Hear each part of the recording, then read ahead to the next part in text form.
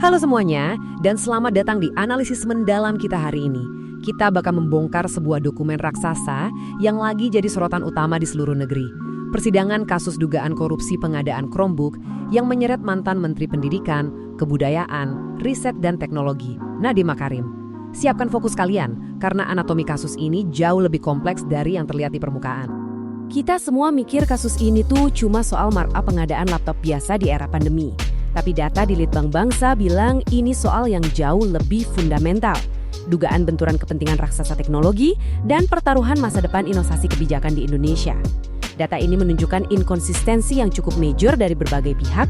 Jadi narasi korupsi biasa ini sebenarnya cuma sugarcoating buat isu sistemik yang sedang kita hadapi. Oke, let's dive into this. Peta investigasi kita hari ini cukup padat. Kita mulai dari kasus Chromebook 2 triliun, lalu masuk ke anatomi kerugian uang negara, benang merah raksasa teknologi, pembelaan dan drama persidangan, dan terakhir ketakutan para investor tech. Oke, kita masuk ke bagian pertama, kasus Chromebook 2 triliun. Kasus ini benar-benar mengguncang ya. Bayangin transisi Nadiem Makarim dari ikon startup bergelar Harvard sekarang jadi terdakwa yang berstatus tahanan rumah pasca operasi medis. Jadi, antara tahun 2020 sampai 2022, pas zaman pandemi, kementerian meluncurkan program digitalisasi sekolah. Niatnya literally mulia banget, mendistribusikan 1,2 juta Chromebook buat ngebantu anak-anak belajar jarak jauh.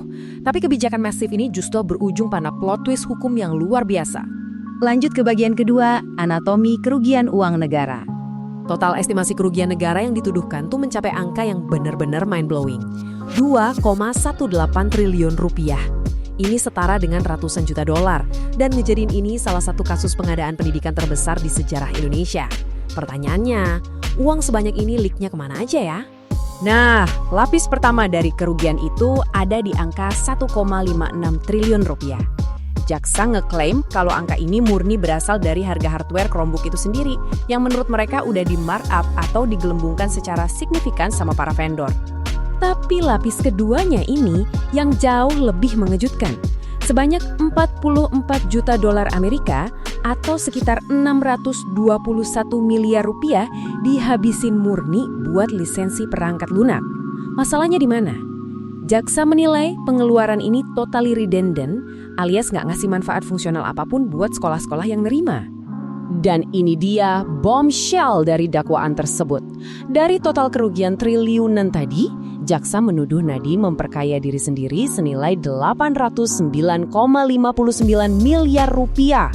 Aliran dana ini diduga kuat terkoneksi sama entitas perusahaan lamanya. Tapi, apa sih yang sebenarnya bikin pengadaan ini dianggap se-useless itu sama kejaksaan? Disinilah the catch-nya. Ratusan miliar tadi dibelanjain buat Chrome Device Management atau CDM. Secara teknis, kita semua tahu Chromebook itu sangat bergantung pada cloud dan koneksi internet.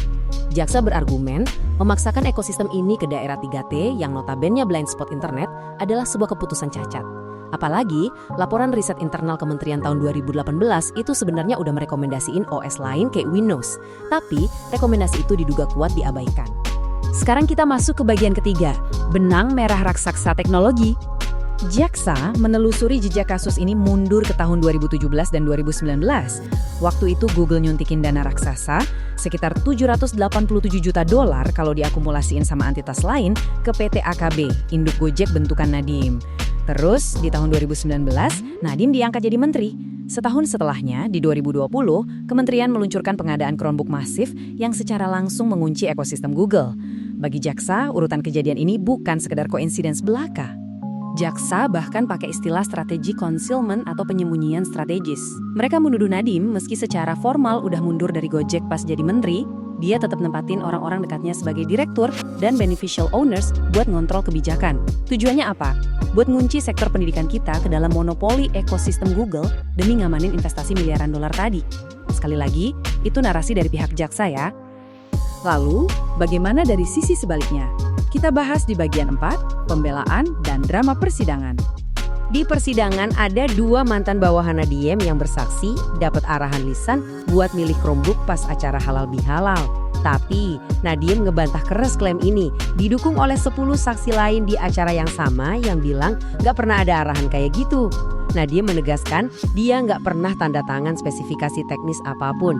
Karena secara administratif, approval dokumen pengadaan itu ditandatangani di level Dirjen dan PPK, bukan di meja menteri. Pembelaan ini makin kuat dengan kesaksian mantan petinggi Google Asia Pasifik seperti Scott Beaumont dan Cesar Senggupta. Mereka bersaksi langsung dari Singapura via Zoom dan secara kategoris ngebantah semua dakwaan jaksa. Mereka bilang sama sekali nggak ada kaitan antara investasi Google di Goto dengan kebijakan kementerian. Google itu cuma investor minoritas, nggak mendikte pemerintah, dan nggak ngatur harga dari vendor hardware. Jadi, narasi soal aliran dana 809 miliar itu menurut mereka sama sekali nggak merefleksikan realitas.